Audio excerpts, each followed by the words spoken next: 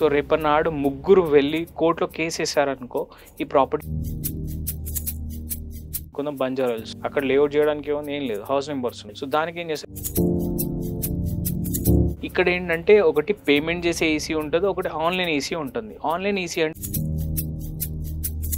తర్వాత ఇంకోటి property approvals, సరైన అప్రూవల్స్ గవర్నమెంట్ నుంచి పొందిన. సో ఏంటంటే వ్యాలిడేట్ చేసుకోవాలి. ఇప్పుడు డాక్యుమెంట్ ఆన్లైన్లో రాలేదనుకోండి, అది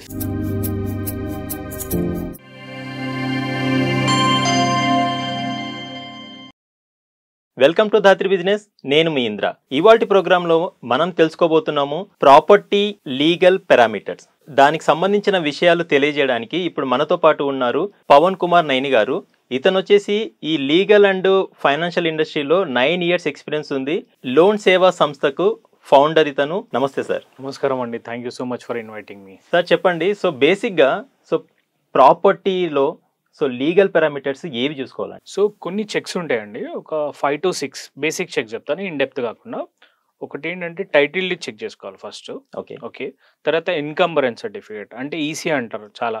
ఓకే, అదొకటి చెక్ చేసుకోవాలి. తర్వాత మీకు ownership, like for example seller ఎవరైతే ఉన్నారో సెల్లర్ చెక్ చేసుకోవాలి. ఓకే, తర్వాత ఒరిజినల్ డాక్యుమెంట్స్ తన దగ్గర ఉన్నాయో చెక్ చేసుకోవాలి మనం. ఓకే, తర్వాత సర్టిఫైడ్ కాపీ సిసి, ఆ ఒరిజినల్ అనేది ఫ్యాబ్రికేట్ కాలేదు కానీ చెక్ చేసుకోవాలి మనము. ఓకే, ఇలాంటి చెక్ చేసుకుంటే బెటర్. తర్వాత ఇంకోటి ప్రాపర్టీ అప్రూవల్స్, సరైన అప్రూవల్స్ గవర్నమెంట్ నుంచి పొందినాడు లేదా అది చెక్ చేసుకుంటే బెటర్. సో సార్ మీరు చెప్పిన దాని ప్రకారం మొదటి చూసుకుంటే టైటిల్ డీడ్ అన్నారు. అవునండి. సో టైటిల్ డీడ్ అంటే ఏంటి సార్? సో టైటిల్ డీడ్ అంటే ఇప్పుడు ఓనర్ నేనే అనుకుందాం అనుకోండి. సో దాంట్లో ఏంటంటే కొన్ని రకాలు ఉంటాయి. ఇప్పుడు మీరు చూసే ఉండొచ్చు, లేకపోతే మన ప్రేక్షకులకు చూసుండొచ్చు. చాలా మంది సేల్ డీడ్ అనుకోవచ్చు, gift deed, will deed, partition deed, development agreement, AGP agreement of general power of attorney అంటారు.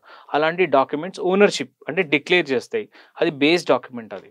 ఓకే, అలాంటిది. సో తర్వాత వచ్చేసి ఏంటంటే లింక్ డాక్యుమెంట్స్, అతనికి ఇక్కడ హిస్టరీ, ప్రాపర్టీ హిస్టరీ ఉంటుంది కదండి, ఎలా వచ్చింది ఏంటి అనేది అది చెక్ చేసుకుంటే బెటర్. అదే సపోజ్ నేను కొంటున్నాను అనుకోండి, ఆ చెక్స్ చేసుకుంటాను, నేను సేఫ్ గార్డ్ అవుతాను నేను అనేది. సో లింక్ డాక్యుమెంట్స్ అన్నారు కదా, సో బేసిక్గా ఎన్ని ఇయర్స్ బ్యాక్ ది హిస్టరీ ఉంటుందండి? సో లింక్ డాక్యుమెంట్స్ అనేది ఏం లేదండి, ఇప్పుడు కొన్నిట్లో 50 years కూడా తీసుకుంటారు సేఫ్ సైడ్. ఓకే, ఇప్పుడు వర్క్ బోర్డ్ ఉంది, దాంట్లో వాళ్ళు 90 years చూస్తున్నారు. సో అయితే ఏంటంటే నేనేమంటే సేఫ్ గార్డ్గా ఒక 30 years చూసుకుంటే బెటర్ మనం. సో సేఫ్, మనం కొంచెం safe hands, your property in safe hands అంటాం కదా. So customer in safe hands, ఇవి చెక్ చేసుకుంటే. సో లింక్ డాక్యుమెంట్స్లో ఏమేమి ఉంటాయండి బేసిక్గా? సో ఏం లేదండి, ఇప్పుడు అమ్మిన వాళ్ళు కొన్న వాళ్ళు, సో ఆ ట్రాన్సాక్షన్ ఉంటుంది. ఇప్పుడు ఫస్ట్ ట్రాన్సాక్షన్ ఎక్స్ అయింది. ఓకే, సో వైకి ఎక్కడి నుంచి వచ్చింది? ఓకే, ఎల్ ఎక్కడి నుంచి వచ్చింది? ఎం ఎక్కడి నుంచి వచ్చింది? ఎన్ ఎక్కడి నుంచి వచ్చింది? ఏ నుంచి వచ్చింది? ఏ బి, సో ఎక్కడి నుంచి వచ్చింది?